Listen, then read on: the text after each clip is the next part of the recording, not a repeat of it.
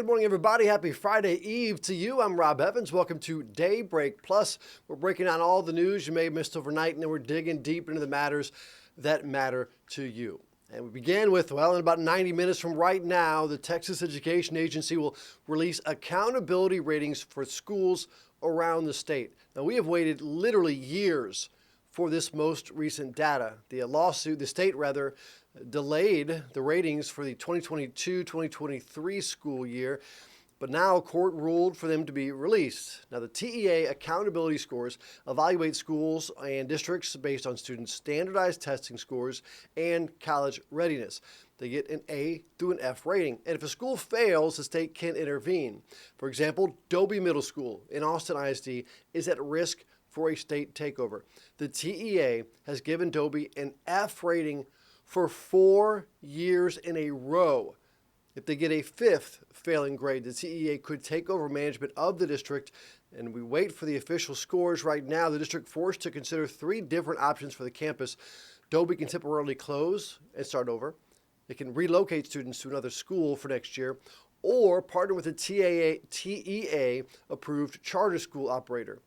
In a letter last night, AISD superintendent did say that the TEA has given Dobie until June 30th to make a decision. And stay with us this morning. The scores can be released at 8:30. And we'll, of course, have an update for you on the data on KVUE News Midday. And Liberty Hill ISD students are waking up, heading to crowded classrooms. Now district leaders are doing something about it. We told you a little bit about this on Daybreak yesterday or this week. The school board approving relocating 3 portable classrooms to Santa Rita Middle School. The campus opened 4 years ago, so it's pretty new, right? It was built to hold 1,200 students, but already it enrolls about 1,400. District leaders say the portables will cost more than $108,000, but they say it's worth it. Here's Interim Superintendent Travis Modal. We feel like we have a responsibility to make sure our campuses are safe, make sure they're efficient, make sure our students have the best learning environment possible. Ultimately, deciding to use the funds to move the portables over, we felt like was the best option for Santa Rita Middle School. Now, the district is expected to open up a new middle school next fall, so leaders say the portables should only last 1 school year. And once you graduate from there and from high school, they're in college, right? And once you graduate from college, well, you're facing a challenging job market right now, especially if you're hoping to land a government job. President Donald Trump has extended a federal hiring freeze that would have expired this month. KVUE's Isabella Basco says that students studying public affairs at UT's Austin's LBJ school say usually they have their eyes on a career in federal government, but with this freeze, well, the grads kind of have to readjust their plans. Take a listen. Libby Morris is about to graduate with a master's from the LBJ School of Public Affairs with ambitions to work at the federal level. But now with a federal hiring freeze in effect, she's turning to a career in consulting. It's really disheartening to see kind of the promise that a lot of my classmates have, and just really there are so fewer job opportunities for us. We're all going to feel this crunch come May 10th when we're all graduated and maybe only a quarter of us have jobs. LBJ School of Public Affairs Dean J.R. DeShazo is seeing some of this uncertainty in Washington reflected in his students' stories. We've had students who have been hired by the Treasury Department, the Department of Energy, the Department of Defense, and have been let go. And so there's a lot of churn right now that's happening. And for students focused on the federal government, some confusion. Dean DeShazo estimates several dozen alumni have lost their jobs this year,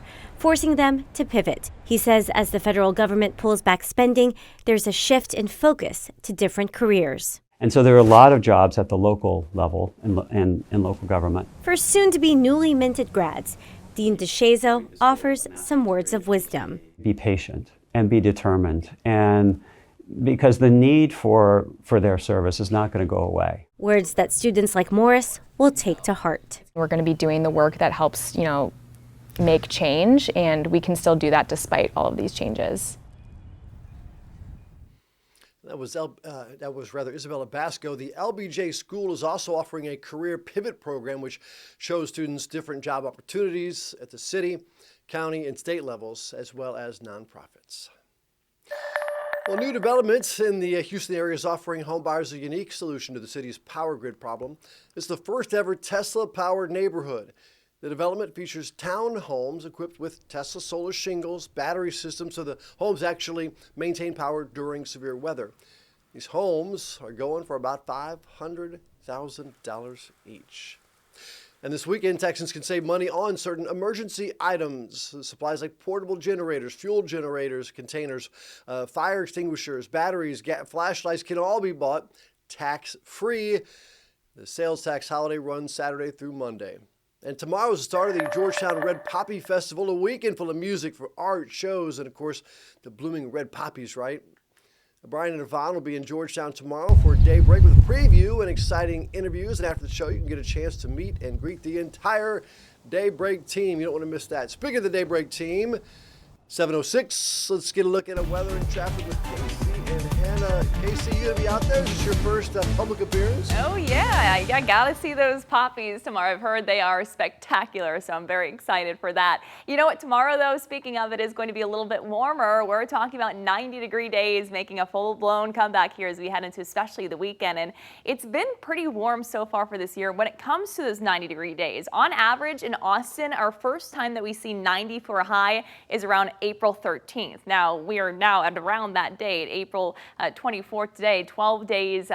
We've had 12 days of these 90-degree highs already so far. Heading into the remainder of this week, notice those temperatures back on the rise. Saturday, Sunday, and Monday, highs will be in the 90s, running a good solid 9 or 10 degrees above our average. Now, this morning, we're waking up to this very soupy start. Those winds out of the southeast pulling in that humid air. We've had some low clouds to start. Notice we're starting to see a few of these break apart as we get closer to now getting closer to the sunrise hours. 72 degrees right now in Austin, out at the airport, 72 for Camp Mabry. We are currently dry, though we have been tracking a little bit of shower activity that's been trying to get going here in southern Travis County. Notice it didn't last too long as it tried to work its way towards the I-35 corridor, but we could see a few more of those as we head through the remainder of this morning. Cloudy to start, clouds breaking apart, revealing sunshine by around 11 o'clock noon today. We'll be tracking some additional showers, possibly some storms by this afternoon. This model insisting on the fact that we could see some more widespread storms by 7, 8 o'clock. I think this is questionable, but not a bad idea to have the umbrella with you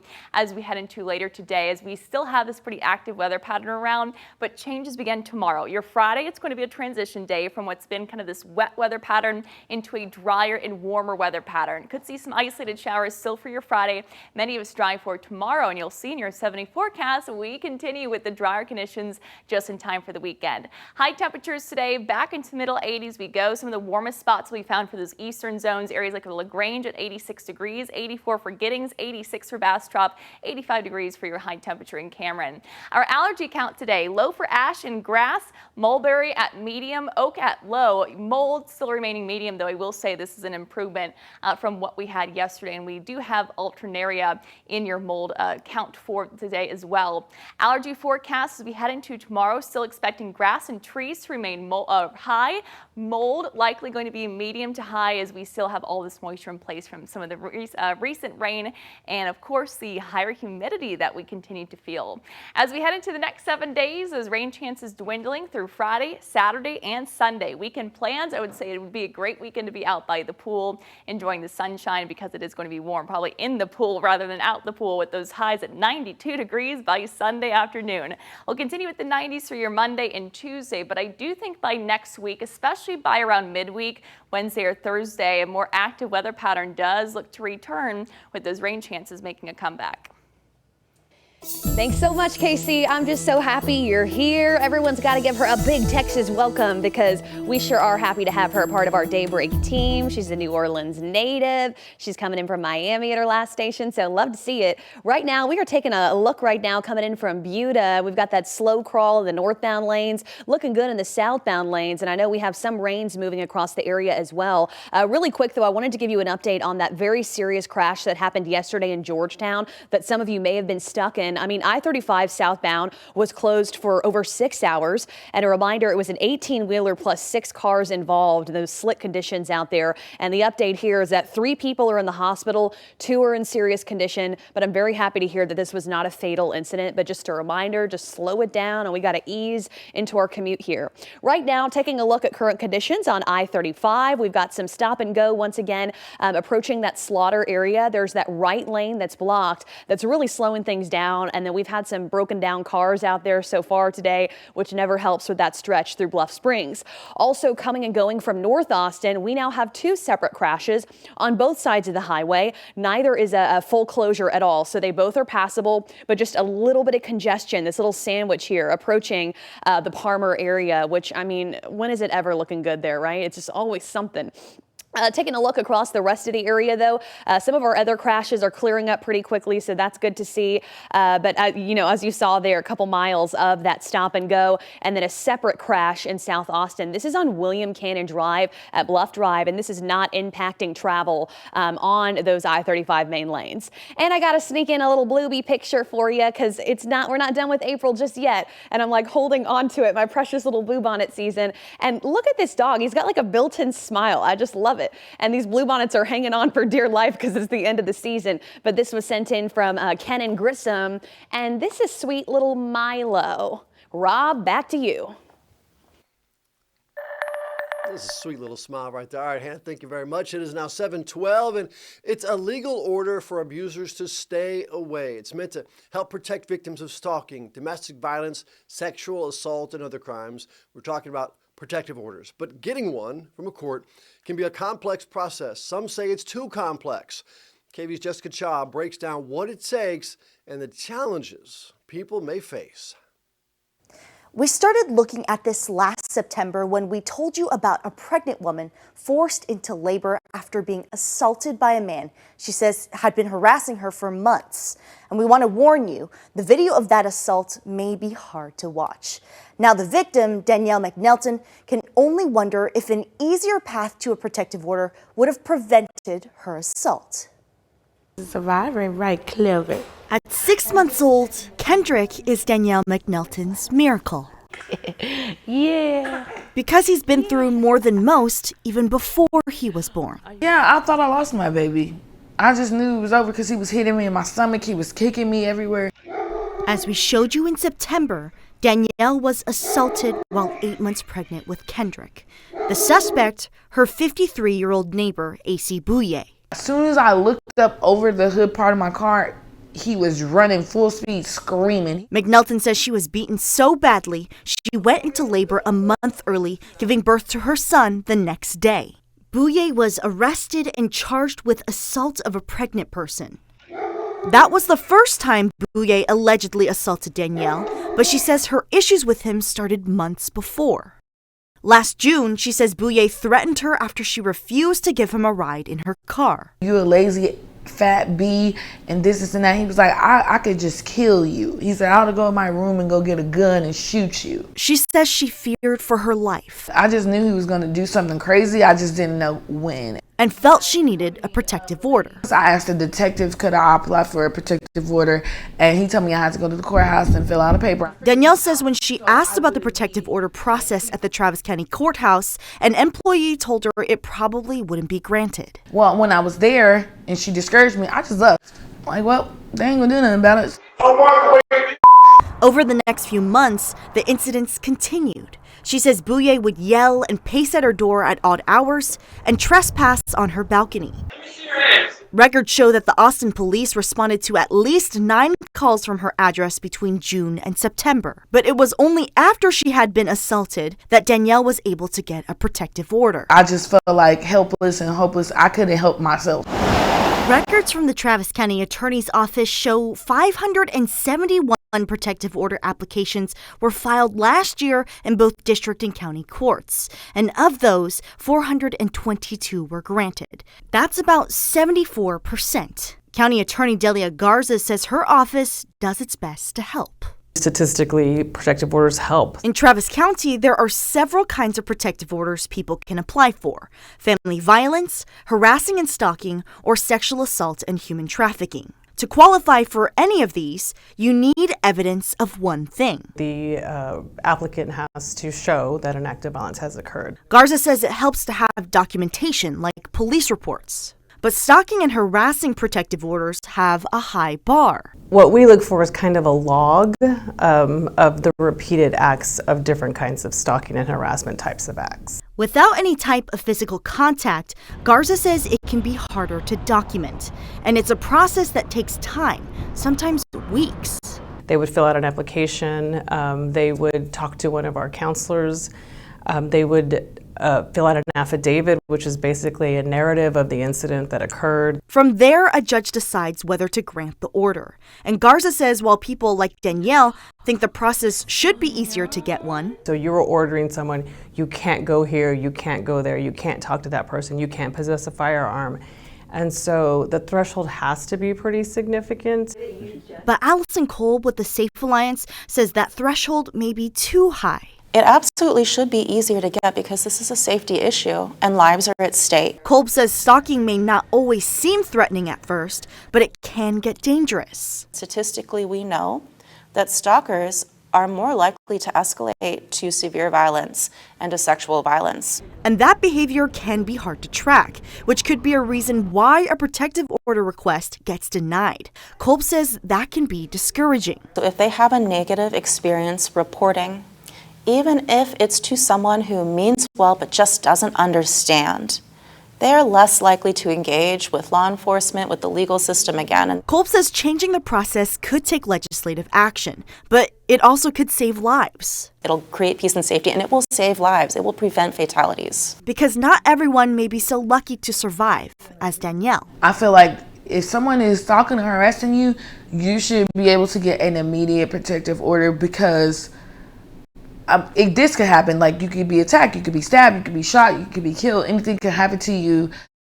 If you or someone you know is the victim of family violence, sexual abuse, stalking, or harassing, contact police immediately by calling 911 or call advocacy groups like the Safe Alliance for help.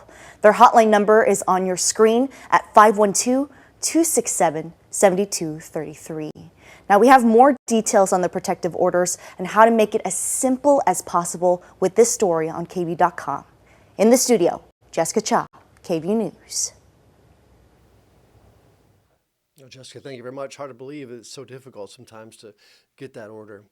Also, energy rates are going down next month. A memo released this week shows the utility will decrease its power supply adjustment rate by 5% starting May 1st. Utility leaders say it'll save the average residential customer about $2 a month. They say they're lowering the rate because they're going to be paying less on the wholesale energy market from ERCOT. It's the fifth 5% decrease this year. Well, have you taken your allergy medicine lately? Allergy season is spiking across the country with some people saying their symptoms are worse than ever. Now, allergy sufferers are turning to home remedies. Have you heard about eating local honey? I've heard it. I didn't really believe it. So if you eat local honey, they say it will subdue your sniffles. Does that really help, though? Megan Bragg is here to verify. Eating local honey has lots of benefits. It's a good source of antioxidants that can help soothe the sore throat and help with digestive issues. But will local honey cure your allergies? Let's verify. Our source is Dr. Alec Gupta, allergist from Atrium Health, Novant Health family nurse practitioner Patricia Williams, the Asthma and Allergy Foundation of America, and a study conducted by the University of Connecticut. First, let's take a look at how an allergen affects the body. So our bodies respond to that by producing antibodies. Great source of protection for us. We want that, but sometimes those antibodies also produce or cause a chemical reaction that then cause those other reactions in our bodies that end up being allergies. Some believe that because bees collect pollen to make honey, that pollen in the honey would help desensitize your body to those allergens. The problem with honey specifically is that the pollen that the bees use is mainly coming from flowers, and the pollen that we're allergic to is typically not the flower pollen. According to the Asthma and Allergy Foundation of America, the pollens that affect people the most are trees, grasses, and weeds, which bees usually don't collect. Plus, once the honey is processed, you will not ingest enough to desensitize your immune system. A study conducted by the University of Connecticut gave a small group of people local honey for several days to see if their symptoms would resolve, and they found the honey did not eliminate allergies. It's a great way to help us treat some of the symptoms, but I'm not sure it's going to really control your allergy symptoms as a whole. So we can verify that no, local honey will not cure your allergies. With your Verify, I'm Megan Bragg. A lot of people will be sad to hear about that, but okay. Hey, here's one last thing. Here's KVUE's Brian Mays and Yvonne Nava. Look at this. Hi, Barbie. Hey, Ken. It's Barbie's world, and we're just living in it. The two visited the Malibu Barbie Cafe. It's off I-35 and 6th Street in downtown.